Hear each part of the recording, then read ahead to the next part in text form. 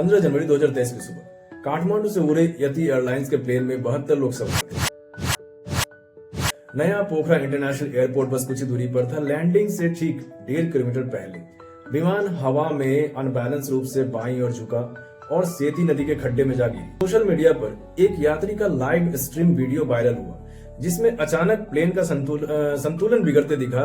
आखिर इतने अच्छे मौसम और अनुभवी पायलटों के होते हुए भी यह हादसा कैसे हुआ? नमस्कार दोस्तों, फ्लाइट 691 के कॉकपिट में 2 अनुभवी कैप्टन मौजूद थे। कैप्टन कमल केसी जो कि इंस्ट्रक्टर पायलट थे और कैप्टन अंजू खतीवारा जो नए रनवे पर लैंडिंग का अभ्यास कर रही थी। और मौसम भी बिल्कुल साफ था और विजिबिलिटी भी 6 किलोमीटर से ज्यादा थी। सुबह 10:56 पर पायलटों ने एरोप्लेन को रनवे 12 के बजाय रनवे 30 पर लैंड करने का फैसला किया। लैंडिंग की तैयारी के दौरान कैप्टन अंजू ने फ्लैप्स सेट करने को कहा, लेकिन जांच के मुताबिक यह पाया गया कि इंस्ट्रक्टर पायलट का हाथ गलती से फ्लैप्स लीवर की जगह कंडीशन लीवर पर चला गया। उन्होंने दोनों इंजनों के लीवर को फेदर पोजीशन में खींच दिया था। जब दोनों इंजनों के प्रॉपेलर फेदर हुए तो इंजनों का पावर भी जो 0 हो गया। प्लेन हवा में थ्रस्ट खो चुका था, अपना पावर खो चुका था। लेकिन ताज्जुब की बात यह थी कि कॉकपिट में इंजनों से पावर का कोई रिस्पांस नहीं मिलने के बावजूद भी पायलटों को इसका एहसास तक नहीं हुआ। पायलटों को लगा कि इंजन पावर दे रहा है, जबकि असल में प्लेन केवल अपनी गति के बल पर हवा में तैर रहा था। जैसे ही उसकी स्पीड 100 नॉट्स से नीचे गिरी तो प्लेन का एरोडायनामिक स्टॉल हो गया। स्टॉल अलार्म बजते ही कैप्टन ने कंट्रोल अपने हाथ में लिया, लेकिन तब तक बहुत देर हो चुकी थी। प्लेन सेती नदी की घाटी में क्रैश हो चुका था।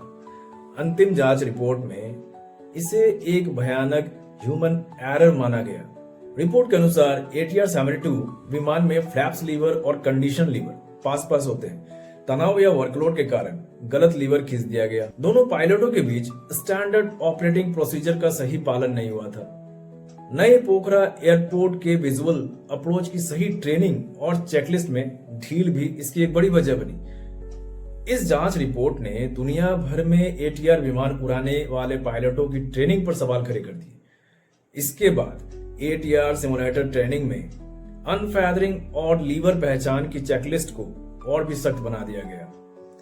यदि एयरलाइंस फ्लाइट 691 का हादसा हमें याद दिलाता है कि एविएशन सेक्टर में एक सेकंड का ध्यान भटकना भी, एक गलत स्विच पूरी उड़ान की तकदीर बदल सकता है। 72 जिंदगियों की इस क्षति ने न सिर्फ नेपाल बल्कि पूरी दुनिया के एविएशन सेफ्टी प्रोटोकॉल को बदलने पर मजबूर किया।